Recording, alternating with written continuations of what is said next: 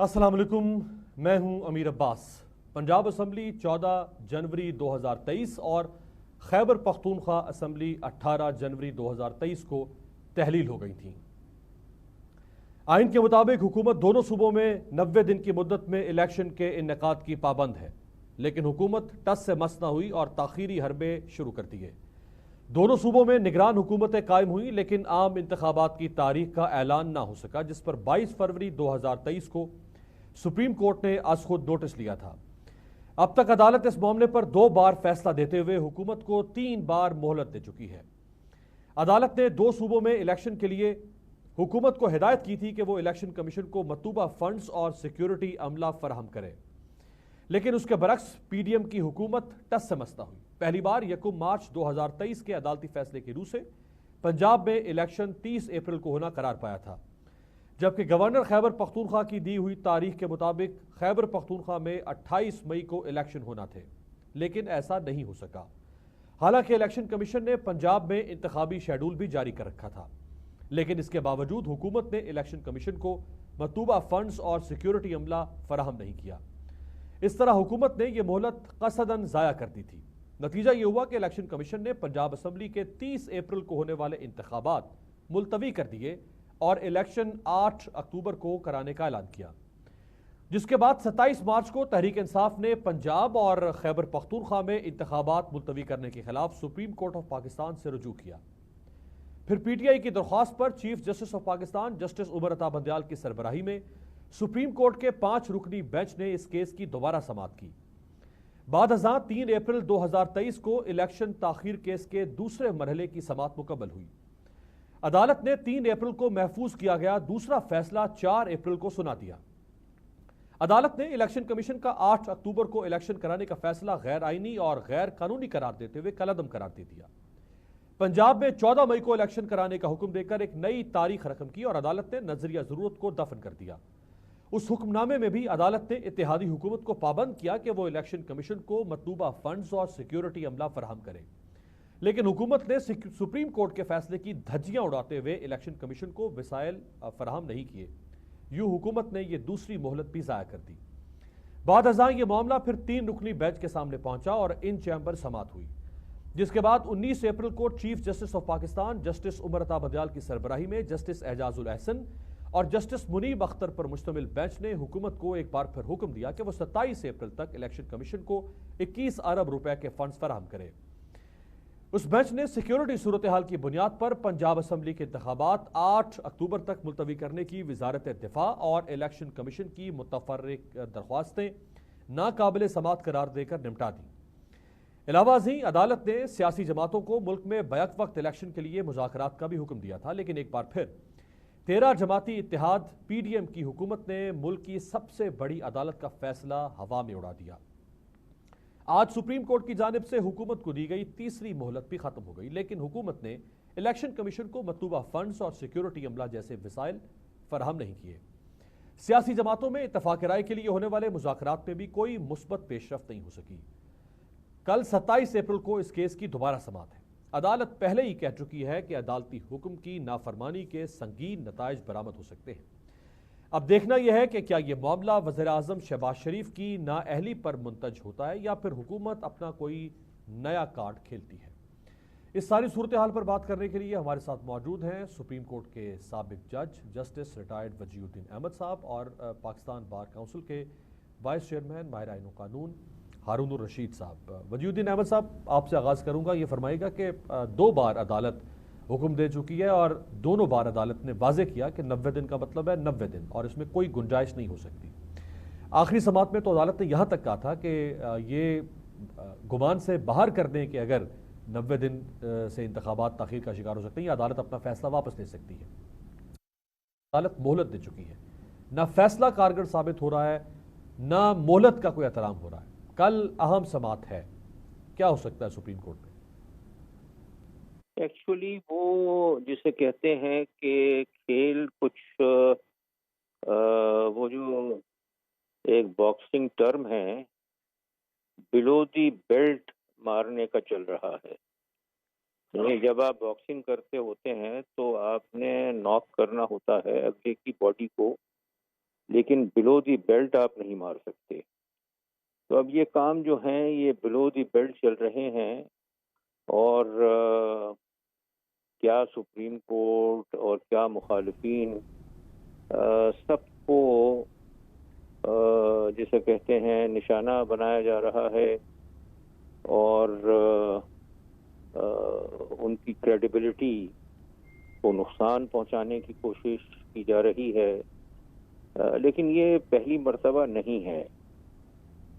पाकिस्तान की सियासत में इस तरह की बातें अरसा दराज से होती रही हैं। एक वो स्टेज था जबकि जरदारी साहब के खिलाफ लाहौर में कोई मुकदमा चल रहे थे, उसमें 2 जज साहिबान को फ्रेम किया गया, और अल्टीमेटली दोनों ने इस्तीफे दिए, और उन जज साहिबान का कॉन्डक्ट भी कोई मुनासिब नहीं था।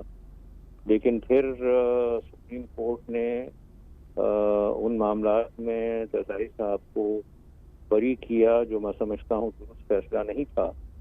उसकी वजह यह है कि अगर निचली अदालत में किसी जज से कोई प्रोसीजरल एरर होती है, या किसी जज ने कोई फैसला ऑनेस्टली नहीं दिया, एक्चुअली जज का मेला फीडे फैसला देना, जज का टेंटेड फैसला देना कोई अनहोनी चीज़ नहीं है। ऐसा होता रहा है, सारी दुनिया में होता रहा है। लेकिन जिस वक्त के वो फैसला अपील में जाता है, तो वहाँ पर इस बात को देखने की ज़रूरत नहीं रहती कि उस जज का जहन किस नौइयत से काम कर रहा था। वो उसकी अप्रोच ऑनेस्ट थी या डिसऑनेस्ट अप्रोच थी, तो एक साइड इशू बन जाता है। असल इशू ये होता है कि जिस शख्स के खिलाफ मुकदमा है या कार्रवाई हो रही है, या जिसके खिलाफ जुर्म एलेज किया गया है, वाकई वो मुजरिम है या नहीं है। रिकॉर्ड के ऊपर इस तरह की शहादतें हैं कि ये इस शख्स ने जुर्म किया या नहीं किया, उसके ऊपर फैसला होता है। इस बात पर फैसला नहीं होता कि जज का जहन किस नौइयत से काम कर रहा था। लेकिन अनफॉर्चुनेटली जरदारी वाले केस में सुप्रीम कोर्ट ने वो जो कवायद थे उनकी सही इंटरप्रिटेशन नहीं की और उनको बरी किया। अब ये सिलसिला चल गया है। जैसे कि आपको पता है कि मरियम नवाज के मामलात में यही हुआ। जैसा कि आपको पता है कि अरशद मलिक जज जो है उसने कुछ कन्फेशनल स्टेटमेंट भी दिए क्या कराए गए होंगे। ये जज साहबान को ब्लैकमेल भी करते हैं। तो लेकिन ये चीज़ें जो हैं, ये जो सुपीरियर कोर्ट्स हैं, वहाँ पर इन चीज़ों की अहमियत बिल्कुल नहीं है। वहाँ तो प्योर क्वेश्चंस ऑफ लॉ के ऊपर फैसले होने चाहिए और होते भी हैं, और प्योरली इस बात की डिटर्मिनेशन होनी चाहिए कि शहादतें हैं या नहीं हैं। अगर तो शहादतें हैं और कानून के ऊपर स्क्वायरली फिट होती हैं, सही, तो निचले कोर्ट का जज जो है उसने क्या किया और उसने क्या कन्फेशन किया, ये सारी चीजें इररिलेवेंट हैं। बिल्कुल ठीक है। मैं आप इजाज़त दें, मैं हारून रशीद साहब को भी यहीं पे शामिल कर लूँ। हारून रशीद साहब, आज अदालत ने वाजे किया था कि पैसे भी जमा करवाएं, आपको मौका दे रहे हैं, सियासी जमातों को मुशावरत करें। अदालत ने एहतराम किया सियासी जमातों का, पार्लियामेंट का, और उनको कहा कि आप तारीख के बारे में फ़ैसला कर लें, लेकिन उन्होंने कोई फ़ैसला नहीं किया, पैसे भी नहीं दिए। मोहलत फिर ख़त्म हो गई आज की, कल समात है 11:30 बजे। अब अगर अदालत कोई इंतहाई कदम उठाती है तो फिर भी अदालत को ही बुरा भला कहना चाहिए, अदालत को ही कोसना होगा, या ये भी कहीं ना कहीं कसूरवार हो सकते हैं? असल में ये जो सुप्रीम कोर्ट में जब से ये केस पेंडिंग है, उसमें इलेक्शन कमीशन ने भी अपनी रिपोर्ट सबमिट करवाई, डिफेंस मिनिस्ट्री ने भी अपनी रिपोर्ट सबमिट करवाई, और स्टेट बैंक ने भी अपनी ओपिनियन फाइल की। इसमें सारे जो ज़मीनी हक़ाइक़ हैं वो तो ये थे कि इलेक्शन इन 2 असम्बलियों में से सिर्फ पंजाब के लिए तो आइन नहीं है, आइन तो केपी के लिए भी ये है, और केपी में भी इलेक्शन उसी 90 डेज़ में होना चाहिए था। लेकिन इन दोनों में 90 डेज़ में इलेक्शन नहीं हुआ, और उसमें ज़मीनी हक़ाइक़ कुछ ये हैं कि सिक्योरिटी एजेंसीज ने अपनी मारूज़ात पेश की और मेरे ख़्याल में सिक्योरिटी के जो हजरात हैं वो दूसरी जगहों पे दहशतगर्दी के मामलात में हैं। और इसी तरह पंजाब में जो 11,000 पर्सनल ऑफ पुलिस हैं ये इंगेज हैं कच्चावद के इलाके में और वहाँ पे ऑपरेशन हो रहा है। लेकिन हारून साहब, ये तो हम कच्चे के इलाके में ऑपरेशन तो हम बचपन से सुनते आ रहे हैं। कम से कम पिछले 15 साल से तो हम कवर कर रहे हैं बतौर साफी कच्चे के इलाके में हर साल। मैं तो आपको उनकी रिपोर्ट से मुतलका बता रहा हूँ कि ये हालात हैं। अगर इलेक्शन होने थे तो 90 डेज़ में होने चाहिए थे, कॉन्स्टिट्यूशन में भी यही मेंशन है। और अगर इलेक्शन होने थे तो दोनों सूबों में होने चाहिए थे, लेकिन दोनों सूबों की असम्बलियाँ जिस तरह डिज़ाल्व हुई कि एक शख्स के कहने पे, और वो शख्स वो जो कहता है जी मैंने बाजवा साहब के कहने पे असम्बलियाँ डिज़ाल्व की हैं, मैंने सी पैक बाजवा साहब के कहने पे रोका था, मैंने कश्मीर स्टेटमेंट बाजवा साहब के कहने पे दी और जंग के मामले में बाजवा साहब ने जो ओपिनियन दी मैं वो न दी। एक शख्स जो प्राइम मिनिस्टर 3.5 पौने 4 साल रहा है, उसे ये नहीं पता कि मैं प्राइम मिनिस्टर हूँ और मैं सबका बास हूँ, जबकि वो अगर बास अपने मातहत को समझने लग जाए तो ये मुल्क के हालात जो आज बने हुए हैं ये सिर्फ ना इस नाअहली की वजह से बने हुए हैं। आज जो आइनी मुश्किलात पेश आ रही हैं ये सिर्फ उस नाअहली की वजह से। जब आपकी गवर्नमेंट दोनों सूबों में थी तो इनको डिज़ाल्व करने का सिर्फ कौम का पैसा खर्च करने के लिए 21 अरब रुपए जो पाकिस्तान की कौम के पास आटा खाने के लिए नहीं है। तो इसलिए जो भी अब सुप्रीम कोर्ट ने ऑर्डर करना है। हारून साहब, ये आप बता सकते हैं, आप लीगल से ज़्यादा आप पॉलिटिकल आर्गूमेंट्स भी दे रहे हैं, आप ये बता सकते हैं कि चीफ मिनिस्टर या प्राइम मिनिस्टर दोनों जो चीफ एग्जेक्टिव्स हैं उनके पास असम्बली तोड़ने का जो इख्तियार है वो मशरूत है उसमें, कि लिखा हुआ है आइन में कि इस वजह से तोड़ सकते हैं वरना नहीं तोड़ी जा सकती, कि लिखा हुआ है ऐसा?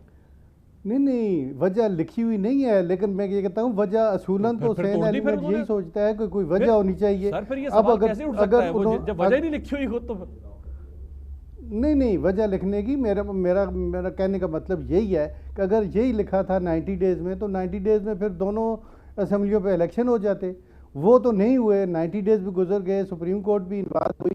अब सुप्रीम कोर्ट ने ये हेयरिंग दोबारा इसलिए शुरू की है कि बाकी सारी पार्टियों को भी नोटिस इशू हुए हैं, लेकिन पॉलिटिकल पार्टीज की राय से तो ये बात नहीं होती। हारून साहब, ये जो केपीके असम्बली के बारे में जो एक नैरेटिव बनाया जा रहा है ना कि पंजाब में तो इलेक्शन हो रहे हैं और केपीके में सुप्रीम कोर्ट इलेक्शन क्यों नहीं करवा रही, ये नैरेटिव सर मैं एक लम्हे के लिए सर, ये नैरेटिव जो बना रही है हुकूमत, ये प्रोपेगेंडा पर मबनी है। सुप्रीम कोर्ट के दोनों फैसलों में पंजाब का लफ्ज भी मौजूद है और केपीके का लफ्ज भी मौजूद है। सुप्रीम कोर्ट ने नहीं कहा कि आप केपीके में ना करवाएं और पंजाब में करवाएं। सुप्रीम कोर्ट ने सिर्फ तारीख के हवाले से कहा कि केपीके में आप रेलेवेंट फोरम पर चले जाएं। इलेक्शन 90 दिन में केपीके के बारे में भी फैसला मौजूद है। सुने आप, सुप्रीम कोर्ट में जो अपना शेड्यूल दिया है वो पंजाब के इलेक्शन का दिया है। केपीके इलेक्शन का तो दिया ही नहीं है और ना ही केपी इलेक्शन का कोई इसमें रोल है। आज तक केपी गवर्नमेंट को चूंकि उसकी तारीख नहीं हुआ सर, जो पहला फैसला आया सुप्रीम कोर्ट का, जिसमें 30 अप्रैल की तारीख दी थी सुप्रीम कोर्ट ने, हारून साहब, जिसमें 30 अप्रैल की तारीख दी थी उसमें केपीके की भी उसमें केपीके का भी कहा गया था, और जो फिर बाद में 14 मई का फैसला आया उसमें भी केपीके का सुप्रीम कोर्ट ने कहा। अब आप 90 डेज़ की बात करते हैं तो 90 डेज़ में तो दोनों शामिल हैं। अब पंजाब में अगर शेड्यूल दे दिया तो केपी का भी शेड्यूल फिर देना चाहिए था। अगर नहीं दिया तो सारी पॉलिटिकल पार्टीज़ को राय देने के लिए अगर फिक्स किया है ये हेयरिंग, तो पॉलिटिकल पार्टीज़ को फिर सुने और पॉलिटिकल पार्टीज़ के कंसेंसस से ये मामलात हल करें। या फिर हमारा तो शुरू दिन से यही ओपिनियन थी कि अगर फुल कोर्ट कंस्टिट्यूट कर दी जाती तो फुल कोर्ट में जो भी फैसला होता वो पूरे पाकिस्तान को एक्सेप्ट होता और इलेक्शन भी हो जाते और सियासी मामलात जो हैं वो भी तय हो जाते। और अगर ऐसा नहीं हुआ तो सियासी पार्टियों को अब इन्वॉल्व करने का क्या फायदा? नहीं सर, ये भी हारून साहब माजरत के साथ, सुप्रीम कोर्ट ने जब 30 अप्रैल वाली तारीख जब सामने आई उस वक्त भी सुप्रीम कोर्ट ने वकला से कहा था, फारूक इस्नाइक साहब से भी कहा था, मौजूद थे वहां पे, और फवाद चौधरी भी मौजूद थे। सुप्रीम कोर्ट ने 3 से 4 घंटे का वक्फा किया समात में और उस वक्त भी कहा कि आप जाएं अपनी अपनी पॉलिटिकल हेड से पूछ कर आएं और क्या तारीख होनी चाहिए। जब वक्फे के बाद अदालत वापस आई तो फारूक एश नायक ने कहा कि ये आपका काम है तारीख देना, ये इलेक्शन करवाना हमारा काम नहीं है। तो फिर सुप्रीम कोर्ट ने दे दी तारीख। सो ये ऑनर्स जो है वो सुप्रीम कोर्ट ने अपने ऊपर नहीं लिया, पहले उन्होंने मौका दिया। जब उधर से बार बार हिचेस क्रिएट किए गए तो फिर जाकर सुप्रीम कोर्ट को अल्टीमेटली उस तरफ आना पड़ा। मैं जरा जस्टिस वजीर साहब को भी शामिल करूं। जस्टिस साहब, अदालत का फैसला मौजूद है बहरहाल, और अदालत को दबाव में लाने की भी कोशिश की जा रही है। उसके लिए बहुत सारे हरबे इस्तेमाल हो रहे हैं, कहीं ऑडियोज लीक की जा रही हैं, कहीं उनको पॉलिटिकली बुली किया जा रहा है कि फलां जज फलां पार्टी के साथ खड़ा हो गया है। लेकिन अदालत जो अपना फैसला दे चुकी है, पाकिस्तान की सुप्रीम कोर्ट सबसे बड़ी अदालत है, अब अगर वो अपने फैसले को 2 दफ़ा देने के बावजूद और 3 दफ़ा की मोहलत के बावजूद भी मुमकिन ना बना सके और उस पर अमल दरामद ना करवा सके, तो सुप्रीम कोर्ट की जो सैंक्टिटी है मुआशरे के अंदर, रियासत में जो भरम है सुप्रीम कोर्ट का, वो तो खत्म हो जाएगा इसके बाद। फिर देखें, इस तरह मसाइल जो हैं ज्यादा गंभीर हो गए। उसकी वजह यह है कि कुछ जज साहिबान टूट गए हैं या तोड़ दिए गए हैं। अब वहाँ पर मामला जो है, अच्छा फिर न सिर्फ ये, बल्कि जो जज साहिबान मुकदमात रहे हैं उनके बारे में भी उल्टी सीधी ऑडियो जो हैं वो इशू की जा रही हैं। अब वो सही हैं गलत हैं वो एक अलग इशू है।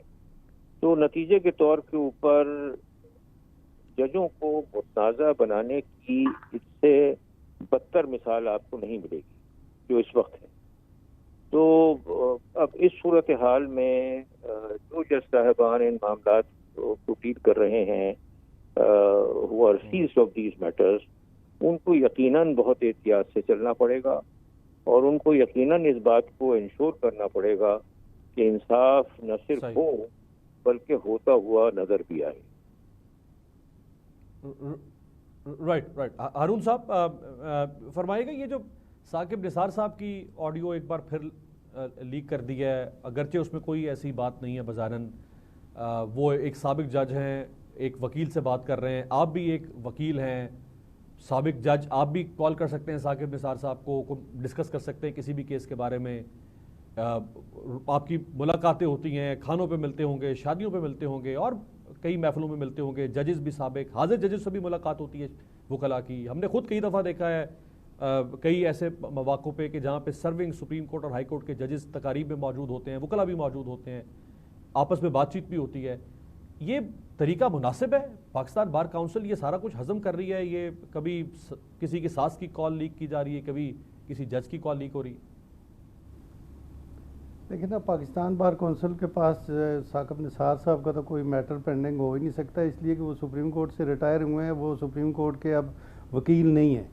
लेकिन अगर जो उन्होंने बात की है यही अगर कोई आम आदमी करता, आम आदमियों की लीक हो जाती ऑडियो वीडियो, तो वो उस पर इतना असर नहीं होता। इनका इंटरेस्ट पहले भी पीटीआई जब ये बेंच में थे, जब ये नवाज शरीफ के ख़िलाफ़ एक्शन हुआ या अदरवाइज जितने भी सुओ मोटो एक्शन लिए गए, कल वो ऑडियो में भी यही कहते हैं कि हमारे वाला केस देखें। तो इसलिए इस स्टेचर के बंदे को या इस स्टेचर पे होते हुए कम अज़ कम ये नहीं होना चाहिए। लेकिन इसमें हरज नहीं है, जो अगर लीगली देखा जाए तो उन्होंने जो आपस में बात की है वो प्रोफेशनल किसी ग्राउंड पे की है, तो उस पर मैं नहीं समझता कि कोई ऐसी बात है। और ये जो चीफ जस्टिस साहब ऑनरेबल, उनके घर की ख़वातीन की कॉल्स रिकॉर्ड करना, फिर उसको पब्लिक कर देना, मीडिया को रिलीज़ कर देना, ये सही हो रहा है सर? ये सही रविश पर हम कायम कर रहे हैं इसको? नहीं, ये तो बात ठीक नहीं है, लेकिन उन्होंने भी जो बात की है वो आपस में गुफ्तो शनीद है, इस पर भी कोई हरज नहीं है। लेकिन वो चूँकि कंसर्न चीफ जस्टिस साहब के साथ है, इस तरह देखें ना, चीफ जस्टिस जो जजेस साहिबान होते हैं इनके फैमिली के मेंबर भी किसी दूसरे बंदे को नहीं मिलते, ना ही इंटरेक्शन करते हैं, ताकि इसका असर उस जज साहब की कैरियर पे ना पड़े। तो मैं एक सुप्रीम कोर्ट पाकिस्तान की सबसे बड़ी अदालत है, और अगर सुप्रीम कोर्ट के जजेस के बारे में इस तरह की ऑडियो वीडियो लीक होती है, तो अगर सिविल जजेस या बाकी हाई कोर्ट या डिस्ट्रिक्ट जजेस के ख़िलाफ़ कोई ऑडियो वीडियो आती है तो फिर तो कोई हरज है ही नहीं है। फिर तो माशरे में सारी चीज़ें क्लियर हैं, जो भी जिधर बैठा हुआ है वो सिर्फ एक पोस्ट ही है, अदरवाइज वो जो भी है वो आम। हारून साहब आखिरी सवाल रानूबाई फरमाइएगा कि सिर्फ 2 जजेस जिनके फैसले इस हुकूमत को पसंद नहीं आ रहे या जिसके फैसले कुछ बार्स को पसंद नहीं आ रहे, उन्हीं की कॉल्स आ रही हैं? क्या बाकी जजेस के घर में फैमिलीज खवातीन नहीं हैं? क्या वो किसी रिश्तेदार को फोन नहीं करती होंगी? क्या वो किसी खाने के मेज पे बैठ के सियासत की बात नहीं करती होंगी? क्या ये ईद के मौके पे फैमिलीज इकट्ठी नहीं हुई होंगी, दोस्त इकट्ठे नहीं हुए होंगे, जजेस के कोई बात नहीं हुई होगी? ये सिर्फ 2 जजेस को टारगेट करना ये मुनासिब है? ये भी तो मैलाफाइडी है ना सर। अगर किसी की कॉल मैलाफाइडी है तो ये भी तो मैलाफाइडी है ना। अगर ऐसी बात है कि टारगेट हो रहे हैं तो इस बात की तो सुप्रीम कोर्ट के पास इख्तियार है कि ये ऑडियो वीडियो लीक्स जो हुई हैं ये किसने टारगेट किया है और किसने रिकॉर्डिंग की है, ये तो सुप्रीम कोर्ट का अपना इख्तियार है। और अगर ये चीज़ें वाजे करना चाहें तो मेरे ख्याल में सुप्रीम कोर्ट अगर आर्डर करे तो इसकी फॉरेंसिक भी हो जाएगी, सारा कुछ हो जाएगा। लेकिन हारून साहब ये आप बजा फरमा रहे हैं सुप्रीम कोर्ट के पास इख्तियार है, लेकिन सर ये क्या बात हुई कि जहां पे बार को बेंच के किसी खास फैसले से या खास जज से इख्तलाफ है तो बार एक्टिविज्म कर रहा है उस जज के खिलाफ और उस फैसले के खिलाफ, लेकिन जहां किसी जज के घर की खवातीन की ऑडियो सामने आ रही वहां बार एक्टिविज्म नहीं कर रहा। या बार को एक्टिविज्म भी तो करना चाहिए ना इन कॉल्स के मामले। मैं यही कहता हूं कि बार के पास कौन सा ऐसा इख्तियार है या उसके पास कौन सी इन्वेस्टिगेशन टीम है जो ये डिटरमिन करे कि किसने ऑडियो लीक की है, किसने वीडियो लीक की है। वो ये सारा काम इन्वेस्टिगेटिंग अदारों का है, उनका काम है या अदालत का काम है।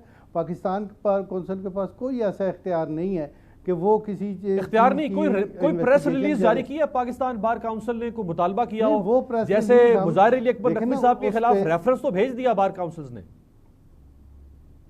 नहीं, मेरी बात सुने, ये तो अगर तो उस प्रेस रिलीज में कोई ऐसी बात होती कि जो न हुई होती तो हम करते, वो तो अपनी उनकी कन्वर्सेशन है। मैंने आपको पहले भी कहा कि अगर 2 शख्स आपस में बात करते हैं तो उसमें हर्ज कोई नहीं है, लेकिन इस तरह पब्लिसाइज करके बातें करना और इन लोगों का, जिन लोगों के जजेस साहिबान से के डायरेक्ट वास्ते हैं और वो जजेस साहब के कैरियर को अफेक्ट कर रहे हैं, इन लोगों को अगर करने ये क्राइम है, आप इसको क्राइम कहते हैं? ये सीरियस ऑफेंस है किसी की प्राइवेट लाइफ में इंट्रूड करना, ये सीरियस ऑफेंस है? देखें ना, सीरियस वो तो सारी पब्लिकली अगर फ़ोन होती है तो इसका मतलब है वो पब्लिकली हो रही है। जो भी होती है सारों को पता है कि सारी मोबाइल फ़ोन मेरी भी रिकॉर्ड हो सकती हैं, आपकी भी हो सकती हैं। तो इस तरह ये चूँकि हम बात कर रहे होते हैं तो वो कोई वो सीक्रेट बात नहीं होती, पब्लिकली होती। और अगर आप और मैं आपस में बात कर रहे हैं तो आप चले वाइस चेयरमैन हो गए, मैं एक सहाफ़ी हूँ, एंकर हूँ, मेरी और आपकी कॉन्वर्सेशन टैप हो गई, लेकिन आपके घर की खवातीन, मेरे घर की खवातीन किससे बात कर रही हैं उसको भी टैप करना, फिर लीक करना, ये फिर हम इसको जायज़ करार दे दें आज से ऑनवर्ड? सर अगर कोई पर्सनैलिटी या इसका असर कौम पे या अदारों पे पड़ता है तो फिर इस तरह की बात होनी नहीं चाहिए और रिकॉर्डिंग वैसे होनी नहीं चाहिए, ये मैं भी कहता हूँ। चल, बहुत बहुत शुक्रिया हारून रशीद साहब, vice chairman Pakistan bar council, और जस्टिस रिटायर्ड वजीउद्दीन अहमद साहब हमारे साथ मौजूद थे। एक ब्रेक पे जाते हैं, ब्रेक से वापस आएंगे, इसी सूरत हाल पर बात करेंगे।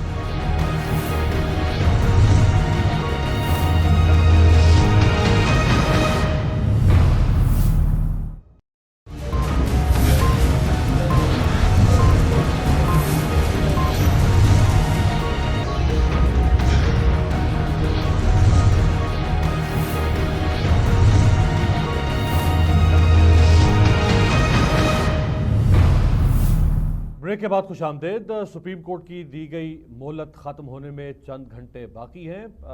जो दफ्तरी औकात कार थे वो तो ख़त्म हो चुके हैं। दफ्तरी औकात कार के अंदर अभी तक पैसे कोई इतला नहीं है कि वो इलेक्शन कमीशन के अकाउंट में 21 अरब रुपए मुंतकिल किए गए हों। ना ही सुप्रीम कोर्ट ने सियासी जमातों को आपस में मामला तय करने के लिए एक मुतफ़िका तारीख का वक्त दिया था, ना ही उस वक्त से कोई फ़ायदा उठाया गया। जो 5 दिन ईद की तातीलात के थे वो तो बिल्कुल ज़ाया कर दिए गए, और जो आज का दिन था वो भी तकरीबन ज़ाया कर दिया गया है।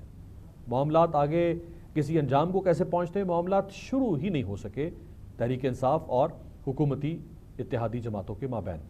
मेरे साथ मौजूद हैं सेनेटर अब्बास आफरीदी साहब, साबिक वफाकी वज़ीर, पाकिस्तान मुस्लिम लीग नून के ऑनरेबल रहनुमा, आपका बहुत शुक्रिया। जनरल रिटायर्ड एजाज हुसैन आवान साहब, सियासी व दिफाई तज्ज़ियातगार है। जनरल साहब आपका भी बहुत शुक्रिया।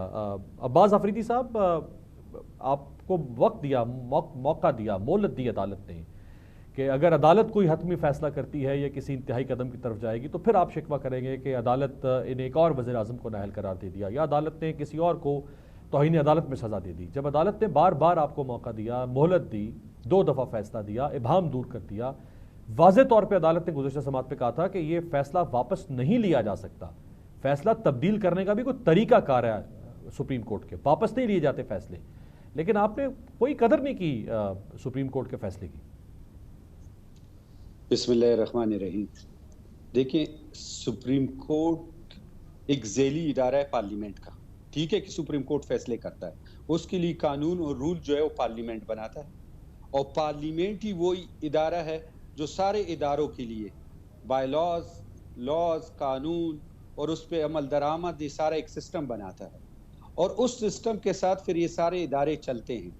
अगर सुप्रीम कोर्ट में बैठ के कोई शख्स के टेलीफोन ऑडियोज निकलें, वीडियोज निकलें, प्लस ये कहा जाए कि जिस पार्टी के लिए जो पार्लियामेंट में नहीं है, इस वक्त मौजूद नहीं है, और वो पहले दिन से कहे कि मेरे गवर्नमेंट को जो है एक जनरल साहब ने, बाजवा साहब ने निकाला अमेरिका के कहने पे, और फिर मैंने असम्बलियां तोड़ी, और वो भी मुझे बाजवा साहब ने कहा, तब मैंने असम्बलियां तोड़ी।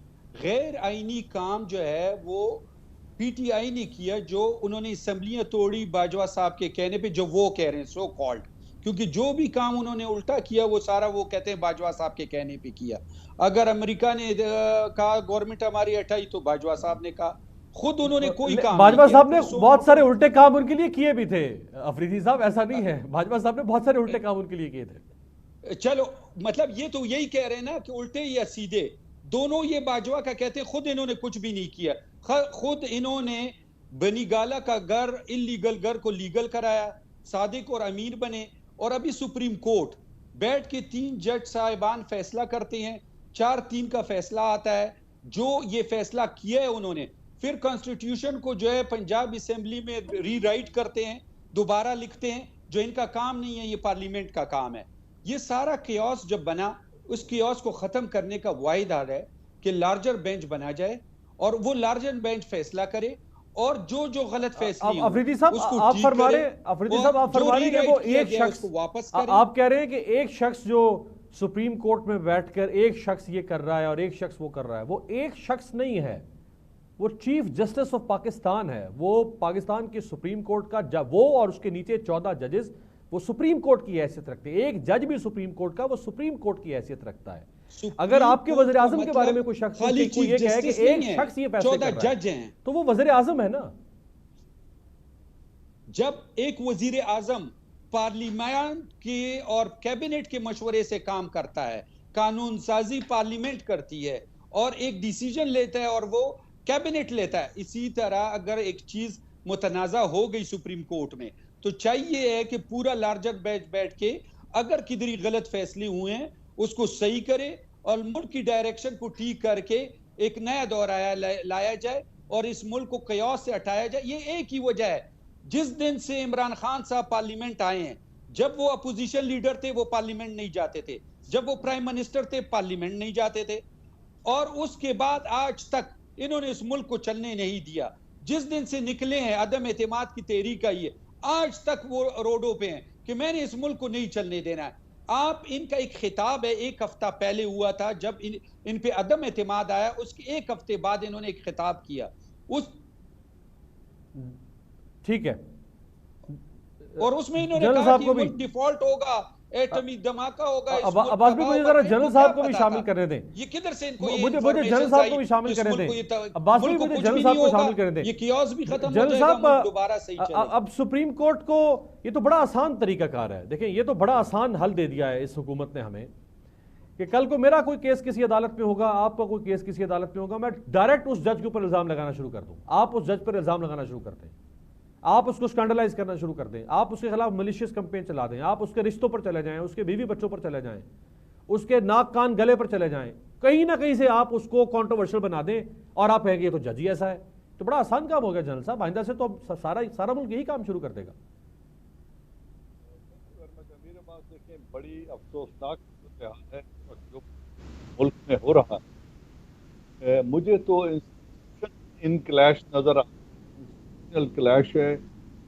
एक तरफ फंड मुहैया नहीं किए जा रहे इलेक्शन कमीशन ऑफ पाकिस्तान को, एक तरफ सुप्रीम कोर्ट को हस्ब तनकीद बनाया जा रहा है, उनके बेंच की जो कन्वीन करने की पावर्स हैं चीफ जस्टिस ऑफ पाकिस्तान की, उनको चैलेंज किया जा रहा है।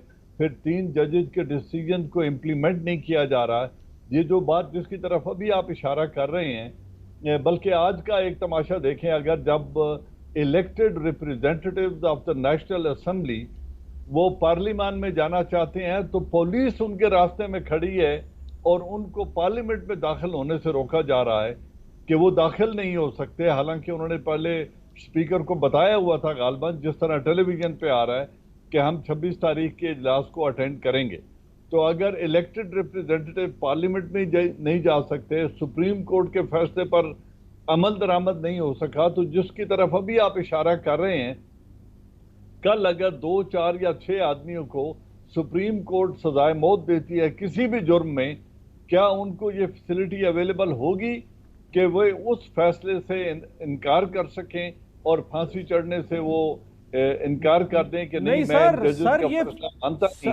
जनरल साहब ऐसा हुआ है इस मुल्क में, कई लोगों को सजाए मौत दी, सेशन कोर्ट से हाई कोर्ट ने सजाए मौत दी, वो कई सालों तक जेलों में गलते सड़ते रहे, उनकी अपीलें पड़ी रही।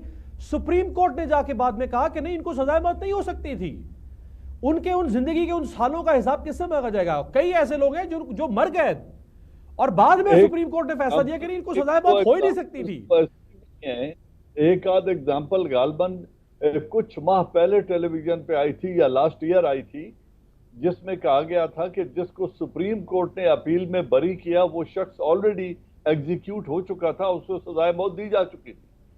तो ये एक बड़े अफसोसनाक रवैया है कि जहां अदारों की बेतौकीरी हो, चाहे वो पार्लियामेंट हो या इलेक्शन कमीशन ऑफ पाकिस्तान हो या चीफ जस्टिस जो सुप्रीम कोर्ट हो, अदालती निज़ाम हो या पाकिस्तान आर्मी हो, अगर इस तरह अदारों की बेतौकीरी शुरू हो जाएगी तो मुझे नहीं समझ आती कि ये मुल्क में लोग रहने वाले किस एतमाद से रहेंगे। ह्यूमन राइट्स वायलेशन को देखें तो MNAs को, सेनेटर्स को, टीवी जो प्रोग्राम कर रहे एंकर्स को और जो बाकी लोग हैं टेलीविजन से या इस मवासलाती निज़ाम से मुंसलिक, जिस तरीके से उन्हें उठाया जाता है, गायब कर दिया जाता है और मुल्क की 10-10 मुख्तलिफ थानों में उनको तहकीकात के लिए चारों सूबों में फिराया जाता है, तो लगता है कि एक अजीब जंगल का कानून है जिसकी लाठी उसकी भैंस। जो लोग इस वक्त पार्लियामान में बैठ गए हैं वो न चाहें तो अपोजिशन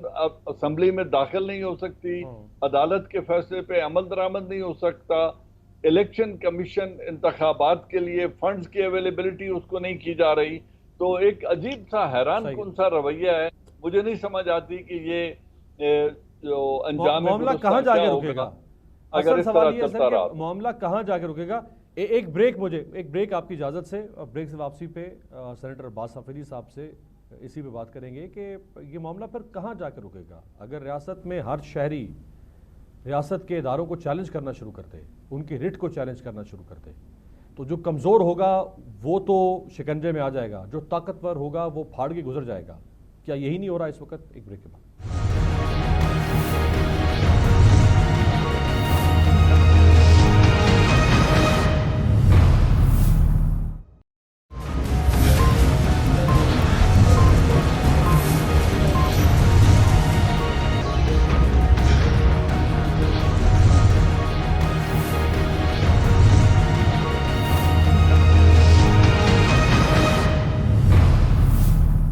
ब्रेक के बाद खुश आमदेद। सेनेटर अब्बास अफरीदी साहब और जनरल एजाज अमान साहब हमारे साथ मौजूद है। अब्बास अफरीदी साहब, आपके साथ हुकूमत है, आपके साथ इदारे हैं, आपके साथ पार्लियामान है, आज आपको तस्लीम नहीं है सुप्रीम कोर्ट का फैसला, आप उसको बुली कर सकते हैं, आप उसको मुस्तरद कर सकते हैं, आप उसके खिलाफ करारदादे ला सकते हैं, आप जिस तरह चाहें उस फैसले को रौन सकते हैं।